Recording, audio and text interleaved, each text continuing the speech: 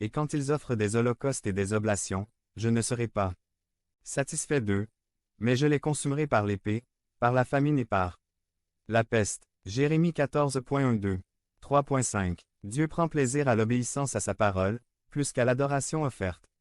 Sans un cœur pur, Samuel répondit cependant, le Seigneur prend-il autant de plaisir aux holocaustes et aux sacrifices qu'à obéir à sa parole. L'obéissance vaut mieux que le sacrifice, et la soumission vaut mieux que la graisse de mouton, parce que la rébellion est comme le péché de sorcellerie, l'arrogance, comme le mal de l'idolâtrie. Tout comme vous avez rejeté la parole du Seigneur, il vous a rejeté comme roi. 1 Samuel 15, 22 à 23 NIV. 4. Si nous voulons que Dieu nous entende, nous devons d'abord l'entendre. 4.1. Même aujourd'hui, Dieu crie. Dieu continue de nous demander de l'aimer de tout notre cœur et d'aimer notre prochain comme nous-mêmes. 4.2. Dieu continue de demander que nous le mettions en premier dans nos vies. Par-dessus tout. 4.3. Dieu continue de demander que nous vivions d'une manière qui lui plaît en tout. 4.4. Si nous voulons que Dieu nous entende, nous devons d'abord entendre sa parole et obéir à ses commandements. Conclusion. Au lieu de faire des campagnes de prière et de jeûne, que diriez-vous d'abord de faire? Des campagnes d'obéissance. Au lieu de 21 jours de prière, nous allons pratiquer 21 jours sans murmurer. Au lieu d'une campagne de prière de 10 semaines sur la montagne, nous allons pratiquer 10 semaines sans mentir, sans dire du mal de notre frère, sans rébellion. Nous nous présentons devant Dieu avec de nombreuses requêtes.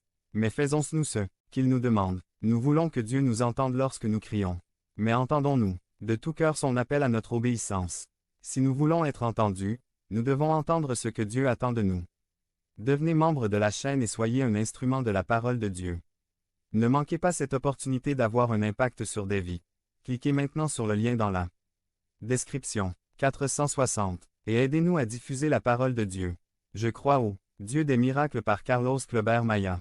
Résumé. Objectif. Je veux que les auditeurs croient que Dieu opère des miracles, dirigeant le temps et l'espace. Je crois au Dieu des miracles. Texte. JO 2, 1, 11. Objectif. Je veux que les auditeurs croient que Dieu opère des miracles, régissant le temps et l'espace. Introduction. Nous vivons dans un univers composé d'espace, de temps et de matière, régi par des lois physiques constantes. Lorsque plusieurs de ces lois sont annulées ou suspendues, ce que nous appelons un miracle se produit. Par définition, seul celui qui a établi ces lois peut faire des miracles. Le miracle n'est pas le fruit de la capacité humaine, mais de l'activité divine. Celui qui fait des miracles, c'est Dieu. Lorsqu'une hache tombe dans l'eau et coule, cela suit une loi naturelle.